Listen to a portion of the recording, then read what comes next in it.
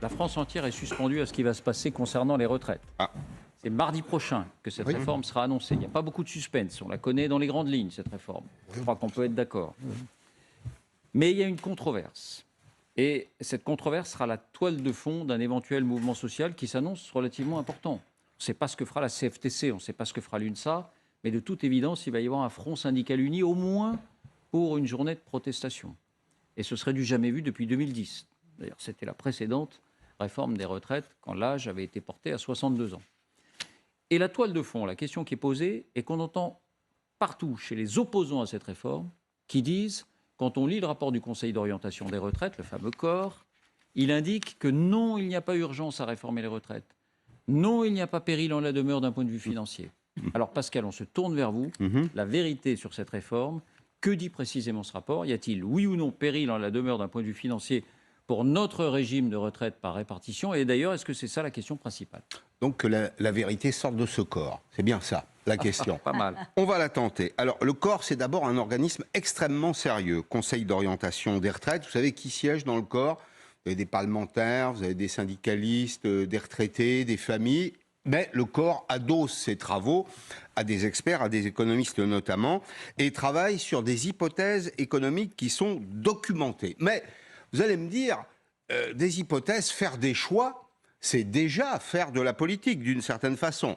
Alors, je vais revenir à des choses très pratiques. À l'issue de la séance plénière du 25 novembre 2021, le corps a défini 4 scénarios de productivité. Qu'est-ce que c'est que la productivité et pourquoi ça nous intéresse dans le dossier des retraites? La productivité, c'est la capacité à produire plus avec autant de capital et autant de travail. Si vous voulez, c'est le ratio entre la production et le nombre d'heures travaillées. Donc tout le monde comprend que, puisque la retraite, c'est le produit du travail, la quantité et la qualité de travail jouent un rôle décisif. Et donc le corps nous dit, il y a 4 hypothèses, on travaille sur 4 hypothèses. 0,7% de gain de productivité par an, 1%, 1,3%, 1,6%. L'hypothèse la plus solide, si vous voulez, c'est la première. C'est 0,7%.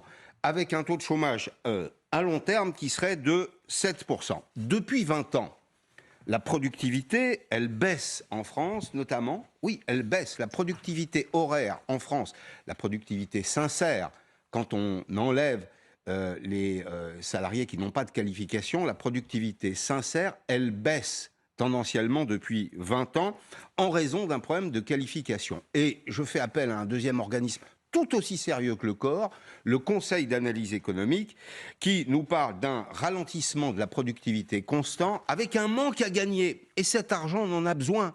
On en a besoin pour financer les retraites.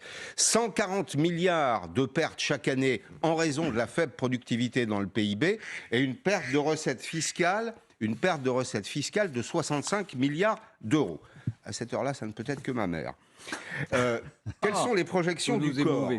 Quelles sont les projections du corps en termes de déficit? 2027, 12,7 milliards d'euros de déficit des régimes de retraite chaque année. Incontestable, incontesté. Les économistes peuvent vous raconter tout ce qu'ils veulent, y compris les économistes atterrés, y compris les économistes de gauche. C'est une projection solide. 12,7 milliards d'euros de déficit chaque année du régime à partir de 2027. Si on va jusqu'à 2030, on est dans l'hypothèse où il n'y a pas de réforme. Ce sera 14 milliards par an. Et si on va jusqu'à 2040, là je concède que c'est un peu fumeux. 2040, on ne sait pas. 2030, on a des perspectives. 23 milliards d'euros par an. J'y ajoute un autre élément dont le corps ne tient pas compte, c'est les 30 milliards d'euros de déficit chaque année des régimes publics, c'est-à-dire 30 milliards d'euros que l'État verse à ce qui n'est pas une caisse de retraite. Il n'y a pas de caisse de retraite des fonctionnaires de la fonction publique. Il y a simplement un service des pensions. Mais ces 30 milliards d'euros qui sont versés à ce service des pensions par l'État, il faut donc ajouter à ces 12,7, 14 et 23, selon les hypothèses, 30 milliards d'euros par an. Donc, aujourd'hui, les hypothèses retenues, y compris d'ailleurs en termes de croissance, en termes de productivité, ne se sont jamais réalisées. Elles ont toujours été très favorables. Nous sommes donc... Vous voulez dire, la réalité a toujours été pire que l'hypothèse? Bien pire. Bien pire. Là, bien sûr. Il n'y a pas de, entre guillemets, de possibilité que finalement, ça soit moins lourd que prévu comme déficit. C'est plutôt l'inverse qui se produit. Oui, on reprend les deux éléments. Est-ce qu'on va gagner 0,7% de productivité cette année? La réponse est non. Est-ce qu'on sera à 7% de chômeurs? La réponse est non, vraisemblablement. Est-ce qu'on aura 1,5 point de croissance? La réponse est non. On va vers une récession. Donc à un moment, il faut être raisonnable. C'est-à-dire qu'il faut voir les chiffres tels qu'ils sont. Et puis, il y a une loi d'airain, si vous voulez, qui est une loi d'airain démographique. C'est qu'on s'achemine vers une société dans laquelle il y aura de moins en moins d'actifs, la quantité et la qualité de travail, la quantité en tout cas, n'augmentera pas, et dans une société où simultanément, on aura de plus en plus de retraités, et des retraités qui vivront de plus en plus vieux. Tant mieux d'ailleurs. Mais si vous voulez, il ne faut pas qu'un progrès qui serait le progrès de la science, le progrès de la médecine, devienne un véritable drame social. Donc il est absolument essentiel de réformer, et l'hypothèse la plus plausible ce soir, pour donner des chiffres précis, c'est 64 ans plus accélération de la réforme Touraine. Tout le monde se rappelle de ce qu'est la réforme Touraine. 2014, elle est ministre de François Hollande. Sa réforme s'applique à partir de 2020 et l'idée c'est d'augmenter la durée de cotisation d'un trimestre tous les 3 ans. Donc on accélérerait, mettons un trimestre tous les 2 ans par exemple. Pour les générations 58-60, 58-59-60, c'est déjà en application et le calendrier de Touraine prévoit une application en sifflet. La réforme, elle devrait au départ, cette réforme-là, générer 8 milliards d'euros par an de gains. Et en rythme de croisière, quand tout le monde sera concerné, quand toutes les générations seront concernées, 18 milliards d'euros par an. Donc vous voyez quand même que ça règle une partie de nos problèmes. Moi je pense qu'on ne peut pas rester les bras ballants pour au moins 2 raisons. La première, c'est que le régime actuel est déséquilibré, mais il est aussi injuste. Il est inéquitable parce que jusqu'à présent, il a fait peser tous les efforts sur les salariés du privé, sur les indépendants, et qu'il a toujours bénéficié aux mêmes. Alors, Olivier Dussopt le dit d'ailleurs, le calcul de la retraite des fonctionnaires ne sera pas modifié. C'est-à-dire ce sera toujours les 6 derniers mois. Ce qui est vraisemblable, c'est que... Qui serviront de base au calcul de la pension. Absolument. Contre 25 années de salaire. 25 meilleures années dans le secteur privé.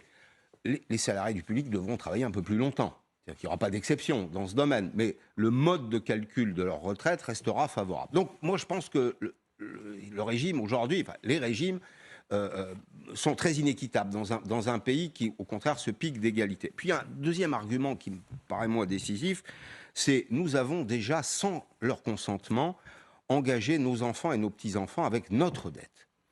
Et donc, il serait particulièrement injuste de ne pas leur laisser ce qui est la vache sacrée du modèle social français, la retraite. Vous écoutez les jeunes aujourd'hui, c'est très frappant.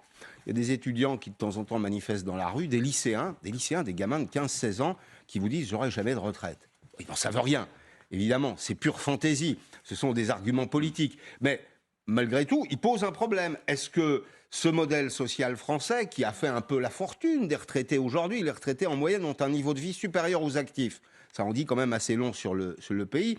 Est-ce que les retraités de demain seront aussi bien traités? Je pense qu'on leur doit ça.